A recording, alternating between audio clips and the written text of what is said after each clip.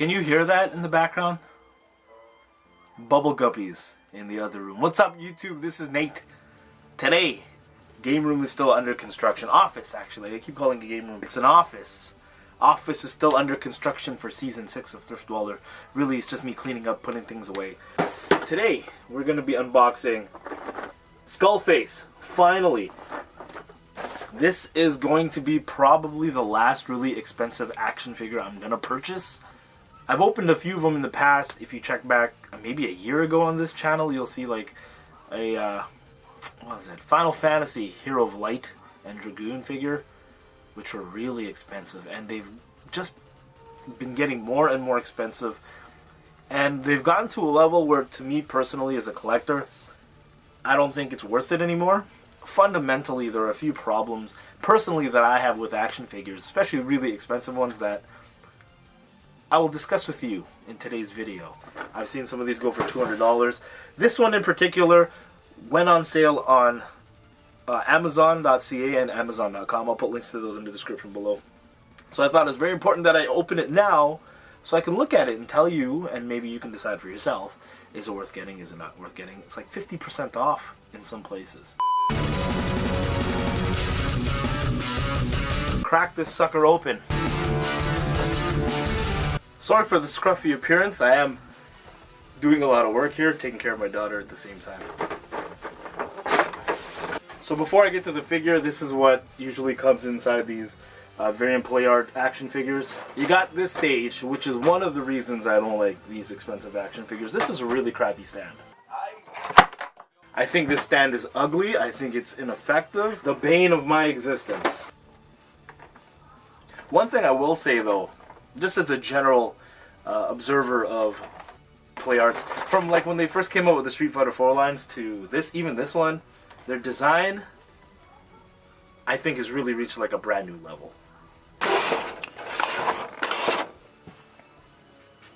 You get a lot of accessories in these things, and a lot of people say, hey, that's a plus, that's a bonus. To me, more finicky things that you have to put together, and more things that you can lose. So you get Skullface's hat. Yeah, it's a hat.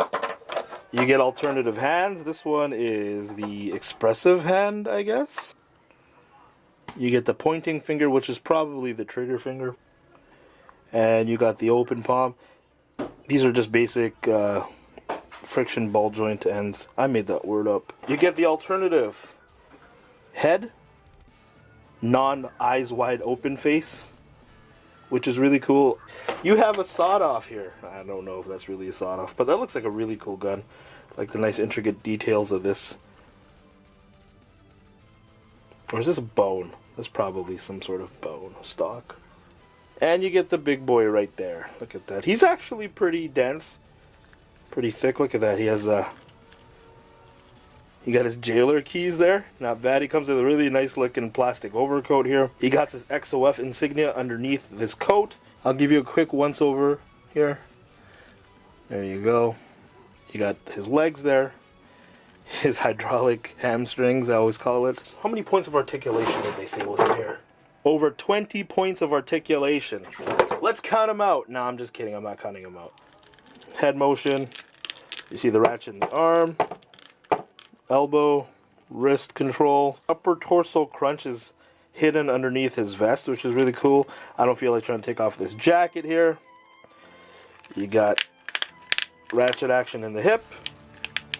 Abduction, adduction. You got his double hinged knee right there.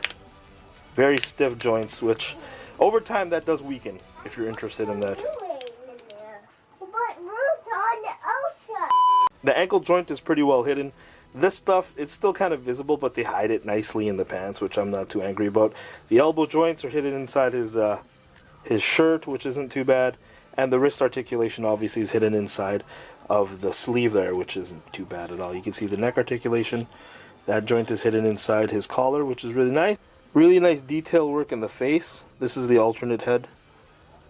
So they get the really nice fine details really done well. The paint application is fantastic, I think. I like all the varying tones here inside of his vest especially. Look at all the tones in his jacket is really well done. Nice wrinkle work there. I love those details. Really, really Fantastic piece. To take off his head, I didn't read the instructions, so a little bit of pressure, you could put his head on. Let me know what you think is better. You like the eyes wide shut head, or you like the maskless variant? Let me know what you think in the comments below, which is better. I personally like the mask. His hands come out like so. You can see the joint there, just like a little nub that fits into the recessed part of that hand. There you go, holding his shoddy. So that went on pretty easily. I don't even think that's the right way to hold a... The character of Skullface allows you to have so much opportunity in terms of posing and how you want him to stand. He has a lot of charisma that Solid Snake generally doesn't have. Kiefer Sutherland is a badass, but like Darth Vader, his range is just badass. This guy had a little bit more eccentricity to him. He spoke multiple languages. He had a very deep motivation for wanting to destroy the languages of the earth. If you don't know what I'm talking about, you obviously didn't play Metal Gear Solid 5, or you didn't pay too much close attention to this game. But overall, posability-wise, it's not too bad, actually. Really good. I would say above average from my experiences with Playarts. When it comes to action figures, if this is the last one I end my action figure purchasing career on, not that it's a career or anything, but if this is the last action figure I buy, I dare to say I went out on a high note. I mean, look at him. What do you think? Let me know in the comments below. Am I crazy for what I'm saying, or do you agree with what I'm saying here? That's it for me, Nate. Thank you guys very much for watching. If you like what you saw, please give it a thumbs up. Thank you for supporting my channel, Nate's Reviews. Again, links to this will be in the description below. Also, I'll put links to my thriftdweller channel because I have mentioned it many times on this one, and that is the, bigger channel. Check it out there. And thank you again for everyone who watches this channel, supports